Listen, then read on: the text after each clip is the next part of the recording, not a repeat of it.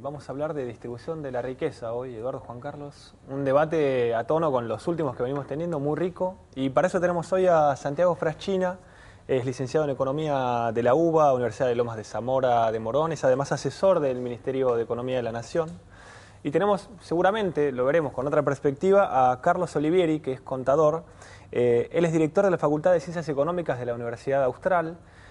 Fue gerente financiero en algunas empresas como YPF, Quilmes, ¿es así? Correcto. Aerolíneas, sí. Aerolíneas, bien. Bueno, distribución de la riqueza. Muchas gracias por acompañarnos, por sumar sus voces a estas otras. Gracias por invitarme. Bueno, distribución de la riqueza. ¿Cuál es el...? Se dice que estamos en la era de la distribución de la riqueza, es un objetivo muy preciso en los discursos de la presidenta Cristina Fernández de Kirchner. Néstor Kirchner también lo enumeraba en su momento como el objetivo central de la era. ¿Cuál es el estado de la situación al día de hoy, en 2010?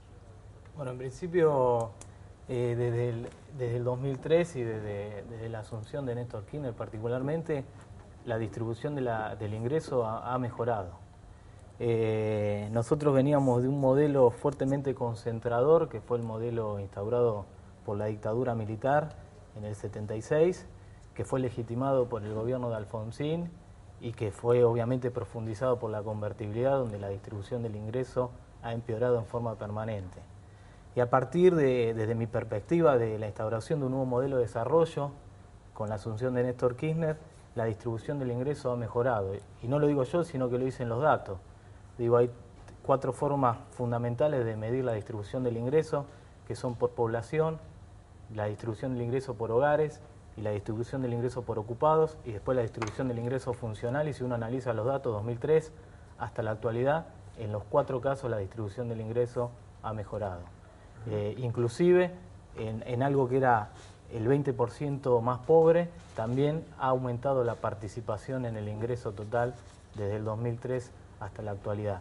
Y esto se ve reflejado... Santiago, ¿te puedo hacer una pregunta antes de que pueda dar su punto de vista, Carlos? Cuando uno piensa en la brecha del 10% más rico y del 10% más pobre, en estos últimos 7 años, ¿ha habido una modificación o lo que sucedió es que, producto de un crecimiento económico, el sector más rico se enriqueció tanto que, si bien es cierto que los sectores más postergados mejoraron, la brecha entre unos y otros sigue siendo escandalosa? La brecha sigue siendo amplia, eso es indiscutible, obviamente. Modificar esa brecha que se generó en un modelo de 30 años va a llevar décadas, digo, eso es indiscutible. Ahora, visto de ese punto de vista, sí, la brecha continúa. Ahora, visto desde el punto de vista de la mejora en la participación del ingreso de los sectores más vulnerables, el nuevo modelo de desarrollo ha hecho bastante sobre eso. Carlos. Bueno, yo pienso que no se ha mejorado, evidentemente, a mi modo de ver, básicamente porque tenemos un país con un 40% de habitantes por debajo del nivel de pobreza, y realmente es triste ver que Argentina, siendo un granero para el mundo, un país rico por naturaleza, por lo que Dios nos ha dado, tenemos también, además, cerca del 18% de indigentes, gente que no llega a un nivel mínimo de 400, 500 pesos por año de ingresos, que es paupérrimo. O sea, creo que Argentina tiene una asignatura pendiente y esta es la más dura que tiene que enfrentar y tiene que solucionar. No es culpa de este gobierno, no es culpa del anterior, pero culpa de todos los argentinos, que realmente tenemos que hacernos responsables y no tenemos que ser indiferentes ante la gente que cada vez duerme más en la calle, ante los chicos que les falta educación, a aquellos que tenemos que forzar para que vayan a la escuela, para que tengan una mínima ración de alimentos. Creo que es una de las peores asignaturas para los gobiernos argentinos que está pendiente de resolver en los últimos años.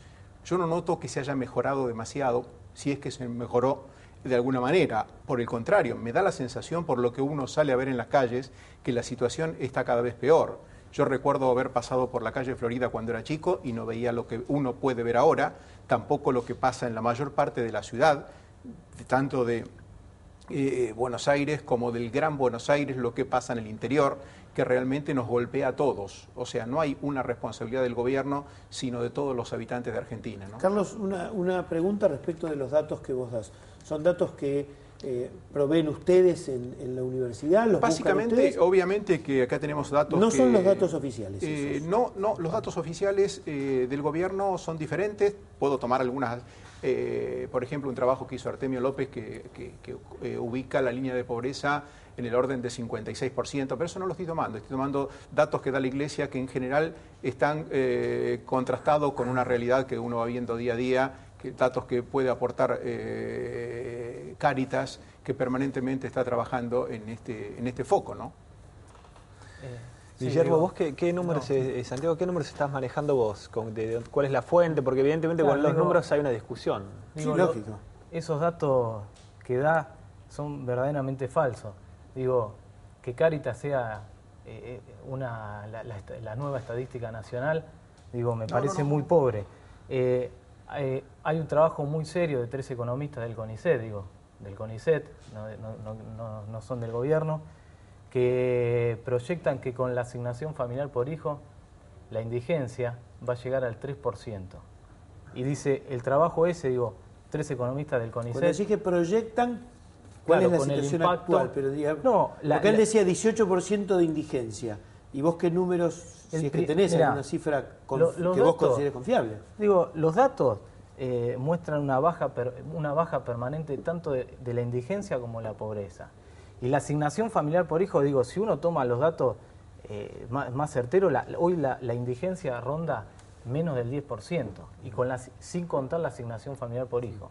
Y la asignación familiar por hijo va a repercutir principalmente en la indigencia, no tanto en la pobreza, pero sí principalmente en la indigencia.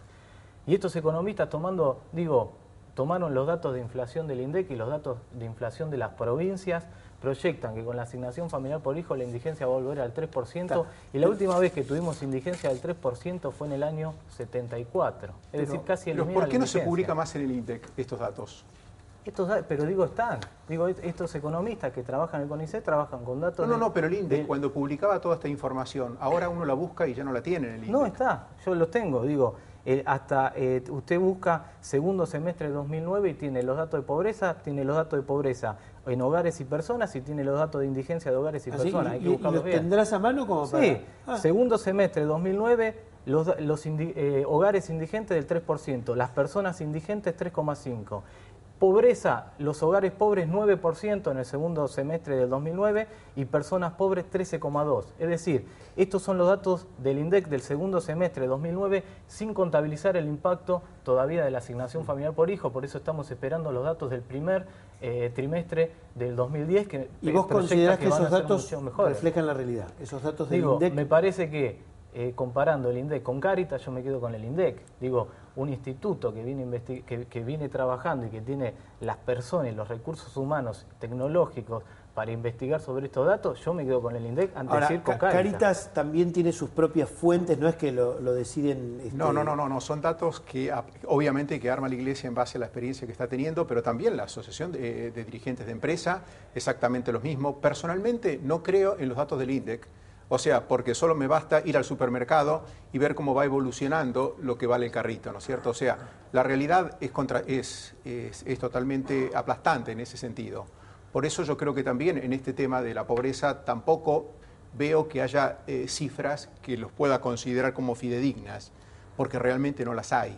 O sea, no estamos en condiciones de ver en un censo, cuánta gente indigente puede llegar a tener el país. Decir, nos falta poco para el censo, creo que va a ser muy interesante, ¿no? Lo que nos va a aportar. O sea, lo que uno vive y lo que ve en la calle, obviamente que no hace falta ver más que las Villa Miseria que están alrededor de Buenos Aires, Rosario, Córdoba, etcétera, para darse cuenta de que un 2-3% no es de la población. Yo quería justamente preguntarles esto, ¿no? Digamos, es cierto que en estos últimos años las cifras han sido relativizadas, y uno puede encontrar motivos de un tipo o de otro para relativizar. La pregunta que les quiero hacer es si el censo contempla una serie de datos que ya dejan de ser estadísticos para ser datos censales y permitirán establecer parámetros sobre estos temas, o en realidad el censo sirve para saber cuántos argentinos hay, dónde están, y esto va a seguir siendo un tema en el cual no nos pondremos de acuerdo.